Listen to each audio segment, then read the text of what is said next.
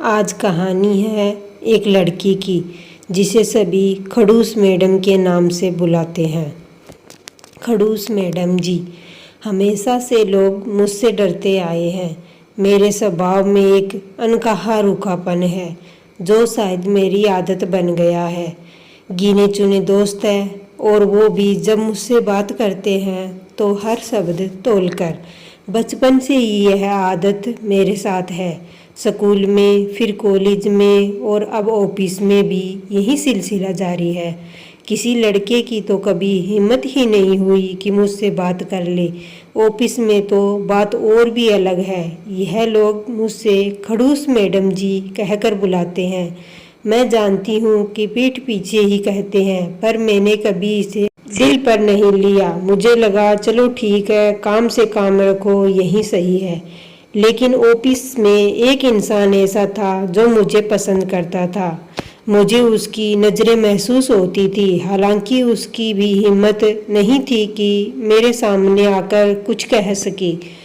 Office की खुसर फुसर से मुझे पहले ही पता चल चुका था कि वह मुझे पसंद करता है, लेकिन मैं हमेशा उसकी अनदेखी करती रही।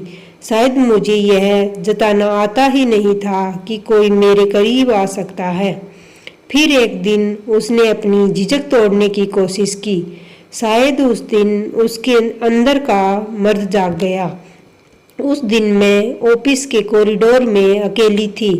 वह अचानक मेरे सामने आकर खड़ा हो गया। मैंने उसे देखा और अपने उसी सख्त अंदाज में कहा, क्या है, बोलो ना। वह थोड़ा घबराया, हड़बड़ाते हुए बोला, नहीं, कुछ नहीं, बस कुछ काम था, भूल गया। मैंने उससे घूरते हुए कहा, कुछ ऐसा वैसा बोलने से पहले 10 बार सोचना, समझे। वह बेबस था, वहां से चला गया। उसके बाद तो उसने मुझसे दूर से देखना भी छोड़ दिया। बेचारे की हिम्मत ही मैंने तोड़ दी। लेकिन यह पहली बार नहीं था जब उसे लगा कि मैं ऐसी क्यों हूँ। क्यों हर बार कठोरता मेरा पहला जवाब होती है। क्यों मैं हर किसी से खुद को दूर करने की कोशिश करती हूँ। अब जब मैं उस दिन को याद करती हूँ तो खुद पर गुस्सा आता है। क्यों मैंने उसे ऐसा महसूस कराया। क्यों मेरी शक्ति ने उसे और दूर कर दिया। सच कहूँ तो अब मुझे उसकी नज़रों का इंतज़ार होता है, लेकिन वह तो अब दूर दूर रहता है, जैसे मैं कोई इंसान ना हूँ और कुछ ही हूँ। शायद मैं ही गलत हूँ। मेरी यह शक्ति अब मुझे बोझ सी लगने लगी है। दिल में सवाल उठता है, क्या सच में इतनी खड़ूस हूँ कि कोई मुझसे अपने दिल की बात भी ना कह सके, या फिर मैं अपनी ही दीवारों में कैद हो गई हूँ। अब मैं सोचती हूँ, काश उस दिन मैंने उसे थोड़ा आराम से सुना होता, शायद कुछ और कहने की हिम्मत कर लेता। अब मुझे अपनी खड़ूसियत पर गुस्सा आ जाता है, लेकिन शायद अब देर हो चुकी है। ऑफिस में मैंने उसे कई बार इधर उधर की बातें करते या दूसरों की तरह टाइम पास करते नहीं देखा। वह हमेशा अपने काम में डूबा रहता था, जैसे उसे दुनिया से कोई मतलब ही नहीं। यह बात मुझे पहले कभी नहीं खली, क्योंकि मेरी आदत ऐसी नहीं थी। मैं भी गिनी चुनी लड़कियों से काम की बातें करती थी और बाकी सब मुझसे दूरी बनाए रखते थे। लेकिन अब जब उसके बारे में सोचती हूँ तो दिल में अजीब सी बेचैनी होने लगी है। मैं सोचती हूँ कि कोई उसकी बात करे, कोई मुझसे बताए कि उस दिन के बाद क्या सोचा, क्या महसूस किया। क्या उसने मेरे उस सख्त लहजे को दिल पर ले लिया, या फिर उसने मुझे पूरी तरह से नज़रअंदाज करना ही बेहतर समझा।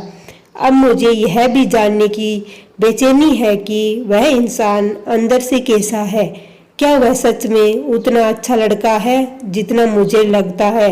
मैंने कभी उसके बारे में ज़्यादा सोचा नहीं, लेकिन अब हर बार उसकी याद आती है। मैं चाहती हूँ कि कोई मुझे बताए कि वह कैसा इंसान है।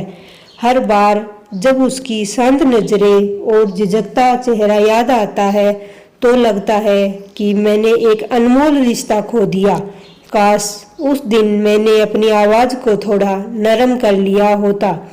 काश मैंने उसे सुनने की कोशिश की होती। अब ये सोचकर दिल और भी भारी हो जाता है कि क्या वह मुझे अब भी उसी तरह देखता है जैसे कभी देखता था। मैं अपने उस खड़ूस रवैये से खुद तंग आ गई चुकी हूँ, पर ये इमेज मेरी खुद की बनाई हुई है और इसे बाहर निकलना इतना आसान नहीं। हर दिन जब मैं उसे देखती हूँ तो उसका चेहरा मेरे दिल को धक्का देता है। वो अब मुझसे नजरें चुराते हुए गुजर जाता है। मैं उसे रोकना चाहती हूँ, उसे बात करना चाहती हूँ, लेकिन जैसे ही मौका आता है मेरे होंठ बंद हो जाते हैं। एक दिन मैंने तय किया कि अब और नहीं, मैं अपने घमंड और झिझक को किनारे रख दूंगी। मैंने उसे ऑफिस के कॉरिडोर में देखा। वो फाइलों में उलझा हुआ था। मैंने अपनी धड़कनों शांत की, खुद को साहस दिया और धीरे धीरे उसके पास जाकर मुस्कुराकर कहा, हाय। वो चौंक कर मुझे देखने लगा। कुछ पल के लिए तो ऐसा लगा जैसे समय ठहर गया हो। फिर उसके होंठ पर एक हल्की मुस्कान आई और उसने जवाब दिया, हाय। ऐसी कहानी सुनने के लिए मेरे चैनल को सब्सक्राइब करें और कमेंट में बताएं कि मेरी कहानी आपको कैसी लगी और आगे के लिए आपके लिए कौन सी कहानी लेके आऊँ।